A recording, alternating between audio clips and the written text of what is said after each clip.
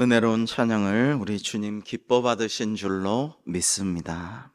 오늘 사도 바울의 말씀처럼 하나님의 뜻을 따라 하나님의 부르심에 응답하여 이곳에 나와 예배하시는, 또 영상으로 예배하시는 모든 성도님들에게 하나님께서 주시는 은혜와 평강이 충만하시기를 주님의 이름으로 축복합니다.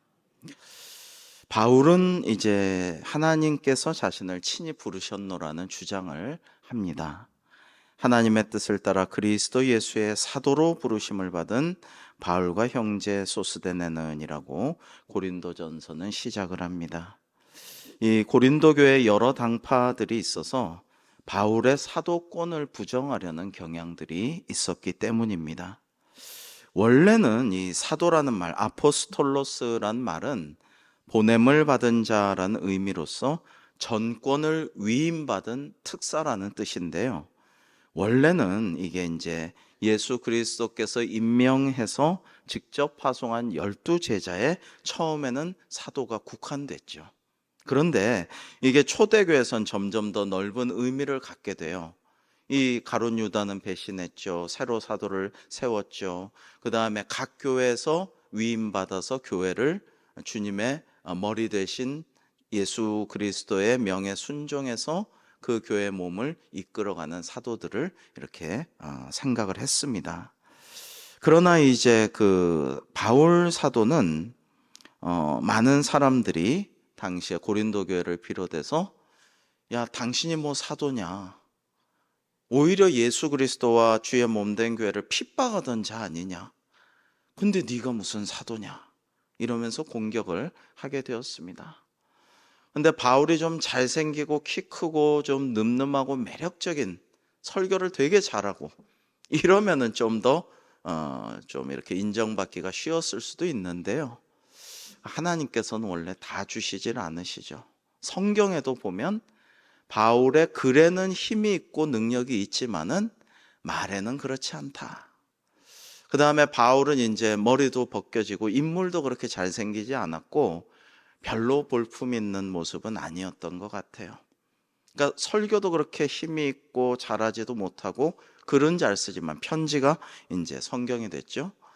또 예수님을, 또 주님의 교회를 핍박하던 그런 이제 전과도 있고, 그러니까 사도권을 막 흔드는 사람들이 있었어요. 그러나 예수님께서 다메섹 도상에서, 다머스커스 가는 도상에서, 기류에서 직접 나를 불러주셨고 나를 사용하여 주심으로 하나님의 주권에 따라 내가 사도가 아니냐, 내가 사도다, 이런 얘기를 성경에 여러 번 하는 것을 볼 수가 있습니다. 그 다음에 이 형제 소스데네는 당시 고린도 유대인 회당의 회당장이었습니다. 유대인들이 총독 갈리오에게 바울을 송사했을 때 바울 대신 그들에게 매를 맞은 사람이었습니다. 자, 사도 바울은 형제 소스데네와 함께 고린도에 있는 교회, 하나님의 교회, 부르심을 받은 이 성도들에게 오늘 말씀을 하고 있습니다. 하나님 우리 아버지와 주 예수 그리스도로부터 은혜와 평강이 여러분에게 있기를 원하노라 라고 축복하며 인사 말씀으로 시작을 하고 있어요. 그 때로는 여러분 이 인사 말씀, 이것이 굉장히 은혜가 되는 그런 경우를 우리가 볼 수가 있는데 오늘도 그렇습니다. 이어지는 4절 본론부터는 또 여러분으로 인해 하나님께 항상 감사합니다라는 고백을 하고 있어요. 이제 추수감사절이 이번 주일인데 항상 감사하라, 늘 쉬지 말고 기도하라, 범사에도 감사하라, 즉 범사 모든 일에 감사하라, 항상 기뻐하고, 이런 바울의 변함없는 면모를 재확인할 수가 있습니다. 여러분, 고린도 교회는요, 그 인구가요, 그 당시 대도시였는데요, 인구가 무려 60만 명이었다고 합니다. 여러분 놀랍죠? 2000년 전에 인구가 60만이었습니다. 오늘날 안양시 인구가 한 60만 가까이 되죠. 그런데 이 옛날의 인구가 60만이었으니까 굉장히 번창한 도시입니다. 그런데 물질적으로도 풍요로웠어요. 우리가 80년대, 90년대 IMF 오기 초반에 보면 막 번창하고 물질적으로 풍요롭고 이렇게 되면 사실은 죄짓기 쉽습니다. 90년대인가요? 제가 드라마 보진 않았는데 애인인가 연인인가 이런 드라마도 있었습니다. 그때 유행하던 말 중에 하나가 좀 능력 있는데 애인 없으면은 바보지 쪼다지 결혼은 했어도 애인은 좀 있어야지, 누리고 살아야지, 즐기고 살아야지, 그런 유행이 있었던 것 같아요. 기억이 납니다. 근데 죄짓기 좋은 환경이라는 거예요. 너무 물질적으로 풍요롭고 잘 살고, 오늘도 새벽에 이제 소돔과 고모라, 아브라함 이야기를 했습니다마는, 여러분 그렇지 않습니까? 소돔과 고모라가 풍요롭고 잘 살고 쾌락의 극한까지 추구하다 보니까 뭐예요? 남색하고 동성애하고 막 그래요. 나그네들이 왔는데 이제 나그네 이제 내놓으라고, 남자를 내놓으라고, 우리가 상관하리라. 아니야 내 딸이라도 줄 테니까 제발 이 손님은 내 책임인데 내가 내놓을 수 없다. 그럴 때에 아니다, 우린 남자를 원한다. 무시무시하게 끔찍한 일인데요. 고린도 교회는 뭐냐면 이 아프로디테를 주로 섬겼고 우상을 많이 섬겼습니다. 죄가 많은 곳에는 자기의 욕망을 발현시켜주고 자기의 욕망을 꽃피워줄 이런 이제 우상을 많이 섬기게 돼 있어요. 그런데 이 아프로디테는 미의 여신, 사랑의 여신이죠. 로마에선 이게 베누스, 흔히 우리가 사랑의 비너스라고 하는 속옷 광고도 했었죠. 이 비너스라는 여신을 섬겼습니다. 뭐냐면은 음란함, 쾌락, 성적 활락 이런 거를 고린도에서는 많이 추구했다라는 것입니다. 이런 환경 속에 있는데 이 고린도 교회 사람들은 뭐냐면 하나님의 부르심을 받아 성도로서 예수 그리스도를 주라고 하고 그리스도의 이름을 부르는 그런 자들에게 은혜와 평강이 있기를 원하노라 라는 말씀으로 오늘 말씀을 시작하고 있는 것입니다. 여러분, 교회란요 하나님의 부르심을 받은 사람들의 공동체다라는 원래의 뜻을 가지고 있습니다. 에클레시아라고 성서 헬라어는 불렀는데요, 이게 사도 바울이 처음 쓴 얘기입니다. 그전에는 그렇게 얘기 안 했죠. 구약에서는 칼이라고 불렀는데 역시 하나님 앞에 소집된 언약 백성, 하나님을 예배하기 위해, 하나님을 만나기 위해 모인 사람들을 의미했는데요, 이 원래 에클레시아는 집회, 사람들의 모임, 공동체 이런 뜻이었는데 뭐뭐로부터 불러 모아서 차출된 사람들 이란 뜻인데, 사도 바울은 하나님의 부르심을 받아서 거기에 응답해서 차출되어서 모인 예배 공동체를 에클레시아라고 불렀습니다.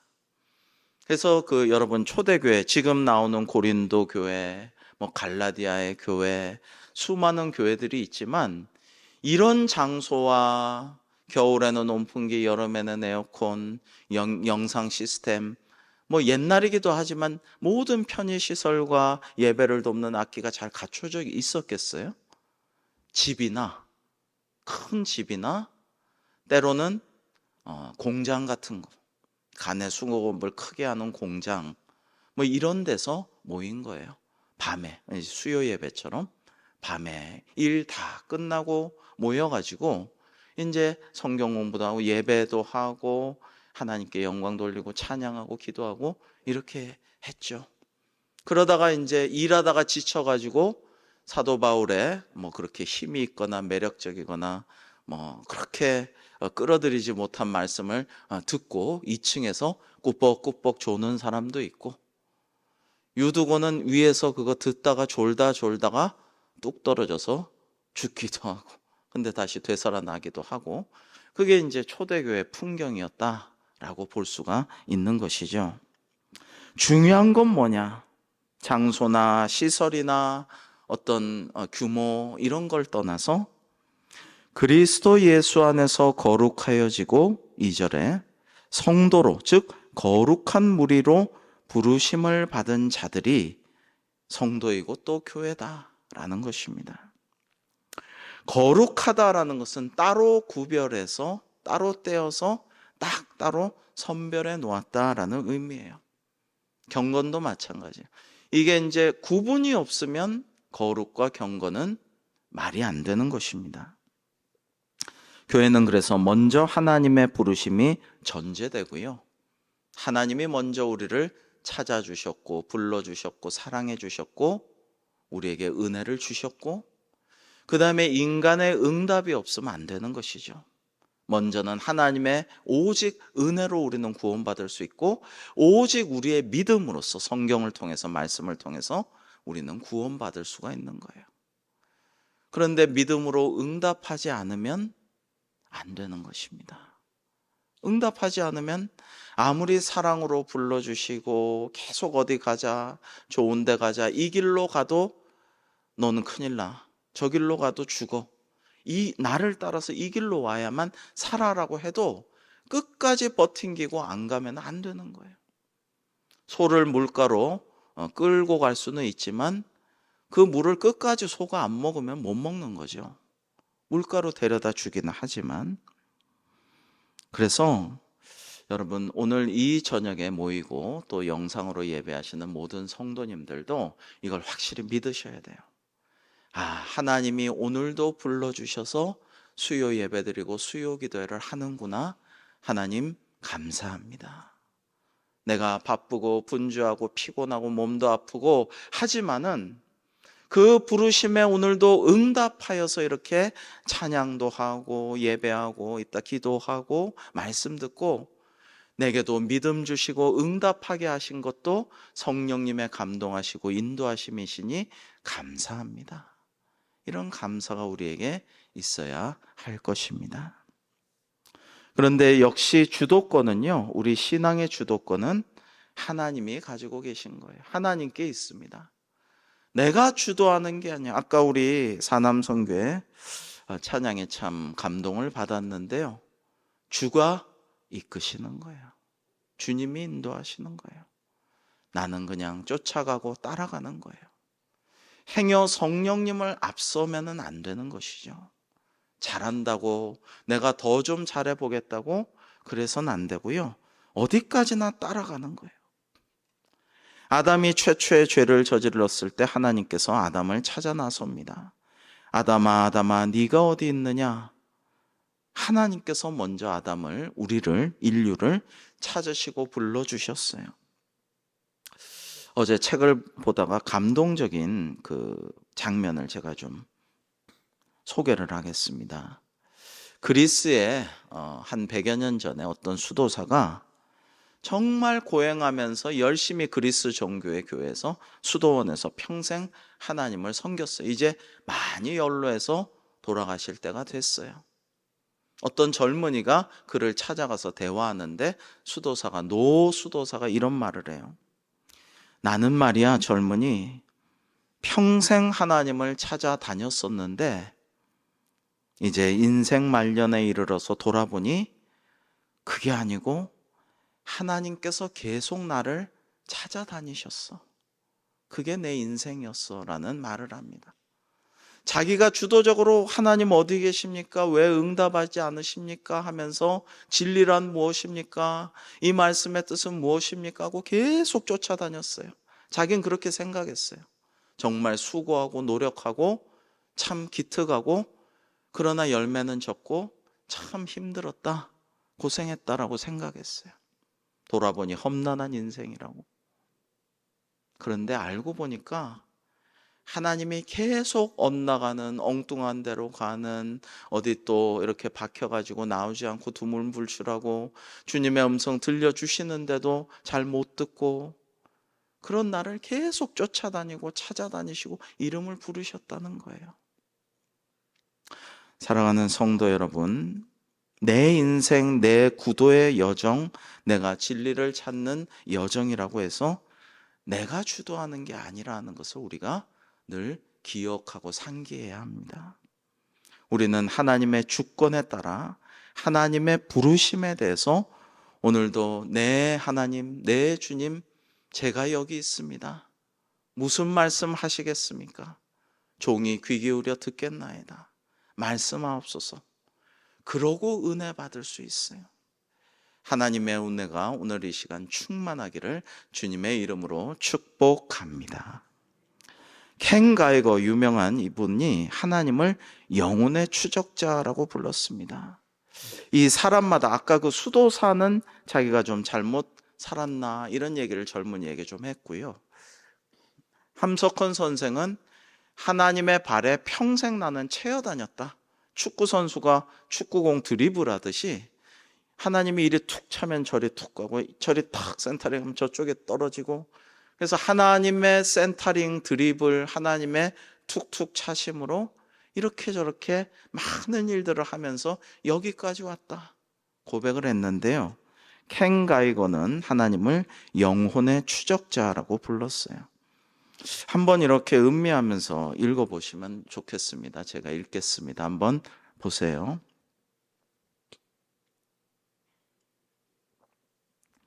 나는 그분을 피해 달아났다. 무수한 밤과 낮이 지나도록 나는 그분을 피해 달아났다. 수많은 세월의 회랑을 따라서 주님의 발걸음은 그렇게 쫓아오고 또 쫓아왔다. 그러나 서두르는 법이 없었다. 보폭의 동료도 없었다. 차분한 속도로 긴박하나 당당하게 나는 굴에서 튀어나온 토끼처럼 이곳저곳으로 뛰어다니며 숨었다. 하늘의 사냥개는 줄기차게 쫓아왔다. 결국 막다른 곳에 몰릴 때까지. 거기서 추적자를 향해 얼굴을 돌리는 순간 나는 그 추적자의 참모습을 깨달았다. 추적자는 사냥개가 아니었고 나 역시 토끼가 아니었다. 쫓아온 이는 하나님 곧 아버지였고 나는 그분의 아들이었다. 하늘의 사냥개라는 어떤 그 영적인 이 명제, 주제가 있는데요. 그런 말씀을 좀 나눴습니다. 여러분, 우리는 거의 다 누구나 그러리라 생각합니다. 저도 그렇고요. 우리는 한때는 다 아웃사이더였습니다. 요즘 젊은 분들은 그러죠. 굉장히 주도적이고 내부에서 중심적 역할을 하는 사람들 인싸라 그러죠. 인사이더라는 겁니다. 그렇지 않은 사람들은 아싸, 아웃사이더라고 불러요. 근데 우리가 지금 인싸 같지만 원래 그랬던 건 아니에요. 아웃사이더였을 때도 있었습니다. 그냥 교회를 이래저래 들여다보거나 오기는 와도 그 가풍에 따라서 습관적으로 왔다 갔다 하지만 비판적인 이야기도 하고 원망도 하고 불평도 하고 은혜도 못 받고 그냥 왔다 갔다 했던 때도 있었어요. 또 하나님 안으로 쑥 들어와서 진정한 인싸라고 남들은 인정할지 몰라도 지금 내 속은 아웃사이더로 겉돌 수도 있습니다. 그런데 이런 우리에게 하나님께서는, 예수 그리스도 우리 주님께서는 늘 우리를 불러주시고 찾아주신다는 거예요. 여러분, 우리 부모, 형제, 배우자, 자식이야 뭐 아예 그렇지도 않고 그러면 고맙지만 친구 다 못 챙길 때가 있어요. 어떨 땐 그래서 섭섭할 때도 있어요. 그러나 내 부모는 나를 버렸지만 하나님께서는 나를 버리지 아니하셨다는 고백대로 하나님은 늘 우리에게 관심이 있으시고 한 영혼을 사랑하시고 늘 우리의 필요한 것들을 채워주시고 우리의 눈물 어린 기도에 응답하여 주시는 분인 줄로 믿습니다. 여러분, 우리가 그래서 하나님 나라의 온전한 인사이더가 되기를, 그래서 은혜 받고 충만하여서 다시 세상으로 파송돼서 많은 사람들을 하나님께로 이끌어 오기를 하나님은 간절히 바라시고 우리를 제자 삼아 주시고 사도도 만들어 주세요. 여러분이 새벽에 다윗의 시편을 읽으면서 참 다윗의 삶이 가슴 뭉클하게 전해졌어요. 우리가 나눌 때에 참 은혜와 감동이 됐어요. 사도 바울은 어떻습니까? 사도 바울의 인생이 참 파란만장하지 않습니까? 어떻게 그렇게 극적으로 바뀔 수가 있나요? 증을 받아서 권세를 받아서 예수쟁이들을 교회를 핍박하고 스데반이 돌 맞아 죽을 때에 옷 지키고 그 옷 지키면서 돌 맞아 죽는 투석형을 바라봤을 텐데 여러분 사람이 돌 한두 대 던져 맞으면 죽습니까? 얼마나 오랫동안 돌을 맞아야 죽을까요? 그거 저거 죽어도 싸 하면서 돌 던지는 사람 옷 지키고 있었습니다. 그런 사람이 사도권의 의심을 받아가면서 내가 직접 예수님께 다메섹 도상에서 하나님의 부르심을 받은 사람이야. 내가 사도란 말이야. 그렇게 강변하면서 하나님의 교회를 세우려고 몸부림칩니다. 사랑하는 성도 여러분, 우리가 때로는 숨어 있을 때, 때로는 멀리 있을 때, 때로는 방황할 때 우리를 부르시고 우리를 찾아주시는 하나님의 부르심, 주님의 부르심에 제가 여기 있습니다. 말씀하소서. 무슨 일이십니까? 그러면서 하나님과 기도로 대화를 나눌 때 우리는 치유되고 회복되고 하나님의 은혜를 다시 입게 되는 것이에요. 근데 이걸 부르심에 응답하지 않고 외면하고 도망가면은 아무 소용이 없어요.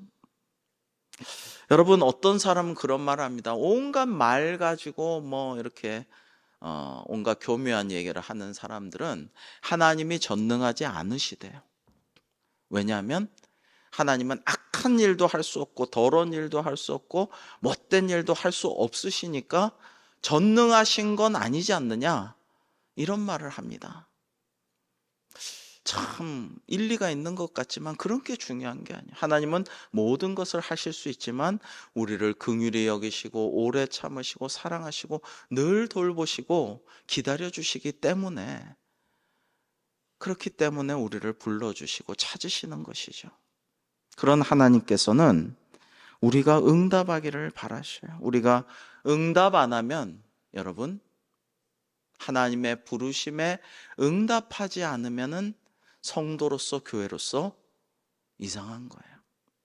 하나님의 부르심에 응답하여서 반응하고 하나님의 부르심에 응답하여 예배하고 함께 기도하고 하나님의 뜻대로 행하려고 늘 몸부림치고 수고하고 헌신하고 애쓰는 이게 교회의 본질이다라는 것입니다. 그래서 오늘 2절을 다시 보면 고린도에 있는 하나님의 교회 곧 그리스도 예수 안에서 거룩하여지고 성도라 부르심을 받은 자들과 또 각처에서 우리의 주 곧 그들과 우리의 주 되신 예수 그리스도의 이름을 부르는 모든 자들에게 하나님과 주님으로부터 오는 은혜와 평강이 임하기를 축복하며 오늘 인사 말씀을 하고 있는 것이죠. 자, 그러면 우리가 거룩해지려면 어떻게 해야 될까를 다시 한번 생각해 봅니다. 유명한 로마서 12장 1절과 2절을 우리 같이 한번 읽어 보실까요? 로마서 12장 1절과 2절 말씀입니다. 시작. 내가 하나님의 모든 자비하심으로 너희를 권하노니 너희 몸을 하나님이 기뻐하시는 거룩한 산 제물로 드리라. 이는 너희가 드릴 영적 예배니라. 너희는 이 세대를 본받지 말고 오직 마음을 새롭게 함으로 변화를 받아 하나님의 선하시고 기뻐하시고 온전하신 뜻이 무엇인지 분별하도록 하라. 아멘. 여러분 이 세대를 본받지 말라는 것은 그렇게 쉬운 것은 아닌 것 같아요. 남들 다 하는데 남들 다 이렇게 하는데 나만 안 하면 뒤처진 것 같고 모자란 것 같고 남들이 날 눈총 주고 싫어하고 미워할 것 같아요. 불안합니다. 독일 국민들이 얼마나 정직하고 똑똑하고 대단해요. 착하고 신앙심도 깊고. 그런데 독일 교인들이 교회도 그랬잖아요. 교회도 대부분이 그랬어요. 고백교회 제외하고는. 히틀러가 유대인들을 600만이나 죽이는데 동참해요. 장애인들도 하자가 있으니까 이거는 아주 건강하고 똑똑한 우성인자들만 계속 자손을 낳아야 돼. 없어야 돼. 장애인들도 많이 죽였어요. 수용소로 보내서. 끔찍한 일이죠. 히틀러나 스탈린 다 그랬어요. 이방인들을 다 색출해서 외국인 노동자 이런 사람들 다 가두고 죽였어요. 다 그런데도 동조했어요. 악한 걸 알면서도 저 사람은 지도자가 돼서는 안 되고, 저 사람은 악하고 더럽고 음란하고 거짓말 많이 하고 잘못된 사람인 줄 아는데도 지도자로 세우고 따라가요. 오늘날도 일어나는, 선진국에서 강대국에서 일어나는 일이죠. 대체 왜 일어나 싶지만 군중 심리는 그냥 따라가요. 그렇게 대세를 따라가요. 그러나 하나님의 부르심을 받은 자들은 그게 아니에요. 옛날에 어떤 광고처럼 남들이 다 예스 해도 나는 돌아서서 노 할 수 있고, 남들이 다 노라고 해도 나는 이게 옳다 하면 돌아서서 예스라고 할 수 있는 사람이어야 돼요. 무엇으로요? 내 신앙의 양심으로. 그래서 이 세대를 본받지 말고 오직 마음을 새롭게 함으로 변화를 받아 하나님께서 선하시고 기뻐하시고 온전하신 뜻이 무엇인지 분별하라는 말씀대로 살아야 되는데, 항상 기뻐하라, 쉬지 말고 기도하라, 범사에 감사하라, 이는 그리스도 예수 안에서 너희를 향하신 하나님의 뜻이니라. 어떤 거는 명확하게 말씀을 해 주셨는데도 잘 기뻐하지 못하고 우울해하고 괴로워하고 스트레스가 많아요. 여러분, 1차 스트레스와 2차 스트레스란 게 있습니다. 뭐 알아두시면 괜찮을 것 같아요. 1차 스트레스는 내가 아주 어려운 일, 내가 불가항력적인 일을 당해서 스트레스 받는 거예요. 욕을 먹거나 억울한 누명을 쓰고 어쩔 수 없어요. 할 수 없어요. 근데 문제는 2차 스트레스예요. 자, 이런 엄청 1차 스트레스를 심하게 받았을 때에 나는 이렇게 누명을 써도 마땅해. 나는 정말 잘못됐어. 잘못 살아왔어. 나는 욕먹어도 싸고 나는 틀렸어. 이러다 죽어야지 뭐. 내 팔자가 이렇지 뭐. 이게 2차 스트레스. 이러면 안 된다는 거예요. 힘든 일이, 어쩔 수 없는 일이 닥쳤어도 아니야. 나는 하나님이 사랑하시는 존귀한 자야. 기도로 이겨내야지. 하나님이 돌봐주실 거야. 언젠가는 이걸 극복하게 하고 내 누명을 밝혀주실 거야. 그래서 저들이 부끄러움을 당하고 나는 승리하게 될 거야. 정오의 빛처럼 나를 드러내 주실 거야. 이게 다 성경의 말씀이잖아요. 그렇게 해야 된다라는 것입니다. 성도란, 교회란, 여러분 예전과는 다른 방식으로 살아가는 사람들이에요. 날마다 새로워지기를 꿈꾸면서 그렇게 살아가야 하는 것입니다. 거룩한 것을 위해, 하나님의 뜻대로 살기 위해 끊을 것은 끊고 새로워질 것은 결단하여 새로워지는 인생이 늘 돼야 되는 것이죠. 우리가 잘 아는 김유신의 말이 있습니다. 신라 김유신이 늘 찾아가는 술집이 있었는데 화랑도의 중요한 그 주제 중에 하나가 풍류죠. 풍류도.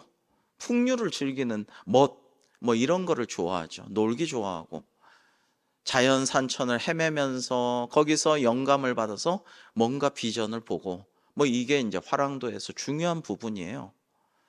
이제 좋아하는, 총애하는 기생 있는 술집을 늘 가다가 큰 일을 해야 하는 사명을 생각하고 그곳에 안 가기로 결심했어요.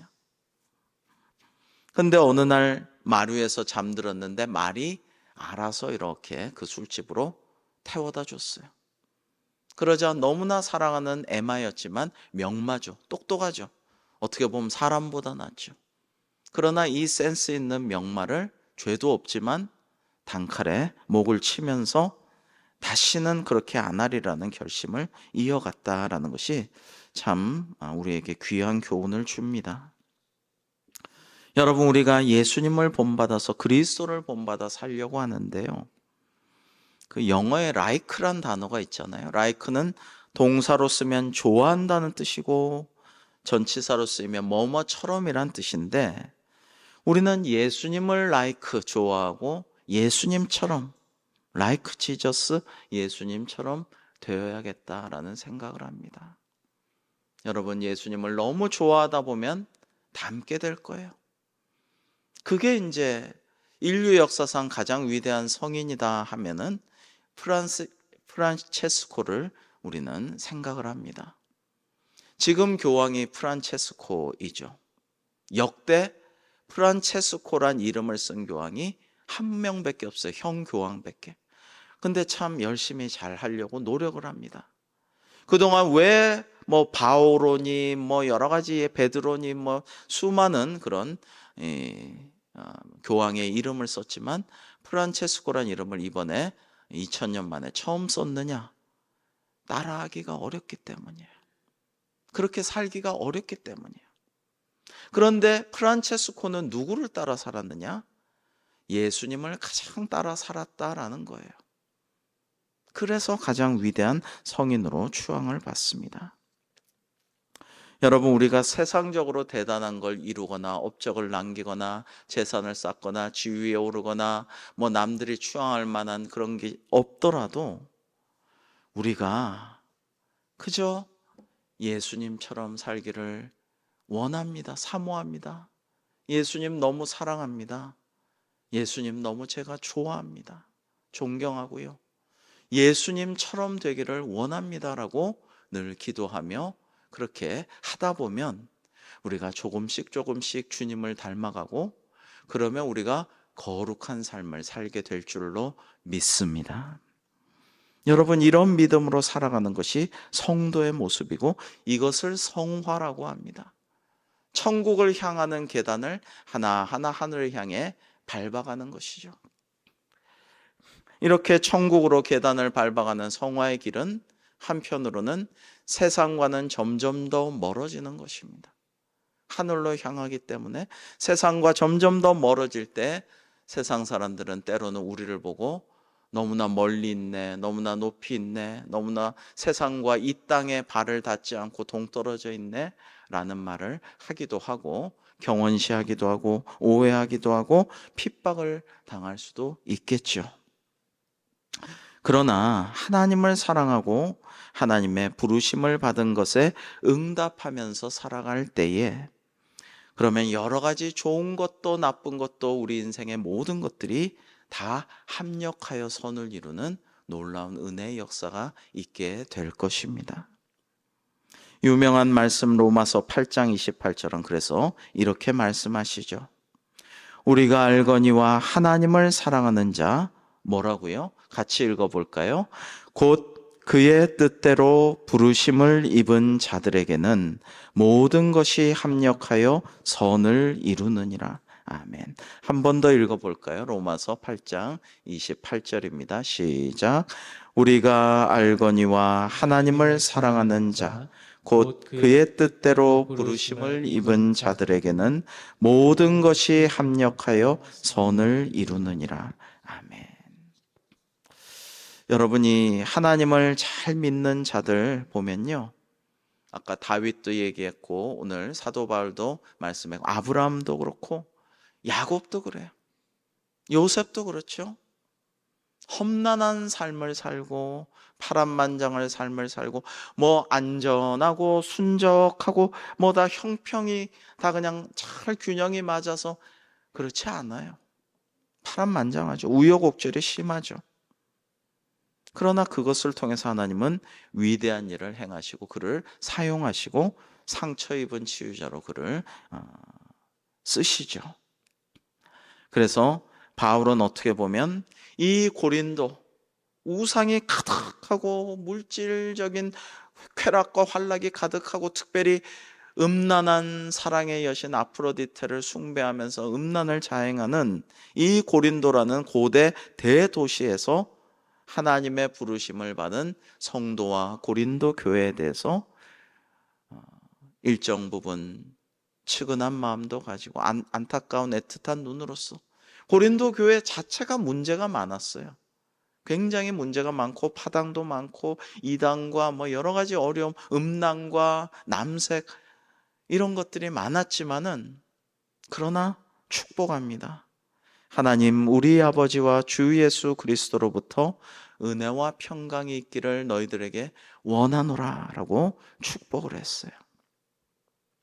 은혜란 카리스마, 여기서 카리스마가 나왔는데, 은혜라는 말씀은 하나님께서 인간에게 계산 불가능한 값없이 주시는, 어떻게 측정할 수 없는 크나큰 은혜를 선물로 주시는 것을 카리스, 은혜라고 하고요.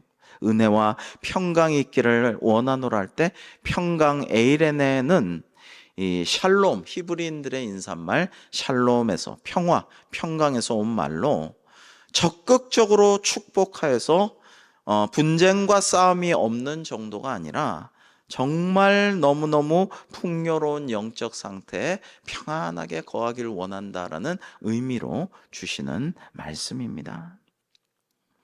여러분, 요즘 세상에는 정말 평화가 없죠. 갈등과 대립과 시기와 질투와 때로는 허세와 거짓 뉴스와 이런 것들이 끊이지를 않아요. 모든 분야에서. 고린도 교회는 어땠을까요? 역시 마찬가지였습니다. 당시에 고린도화 되다라는 말이 있었어요. 고린도화 된단 말은 음란한 쾌락을 즐기며 살다라는 당시 통용하던 수거였어요. 관용어였어요. 이런 곳에서 문제 많은 고린도 교회를 향하여 하나님의 부르심을 받은 너희들이요, 성도들이요, 교회요, 하나님으로부터, 주님으로부터 은혜와 평강이 있기를 원하노라 라고 사도 바울은 축복하면서 고린도전서를 시작하고 있습니다. 사랑하는 성도 여러분, 정말 교회라는 것은요, 지난주에 우리가 나눴죠. 교회는 영적 어머니로서 사람들을 사랑하고 섬기고 세우는 그런 곳입니다. 또 오늘 말씀을 보시면 교회는 하나님의 부르심을 받아 구별된 사람으로서 거룩함과 경건함을 추구하면서 점점 더 하나님께로 가까이 나아가려는 믿음의 공동체이죠. 이러한 교회는 예수 그리스도만을 머리로 하는 주님의 몸입니다. 우리는 다 지체입니다. 지난주 세례받고 또 지난주에는 우리가 함께 성만 찬을 하였습니다. 한 피 받아 한 몸을 이루는 우리 가족이고 성가족이고 형제 자매입니다. 그런 우리는 서로를 위해 중보하고 기도하며 말씀의 끈으로, 사랑의 끈으로 하나 되고 성령님께서 우리에게 감동 감화 시켜주셔서 깨닫게 되는 진리로서 하나님의 말씀을 따라가는 우리 믿음의 공동체라는 것입니다.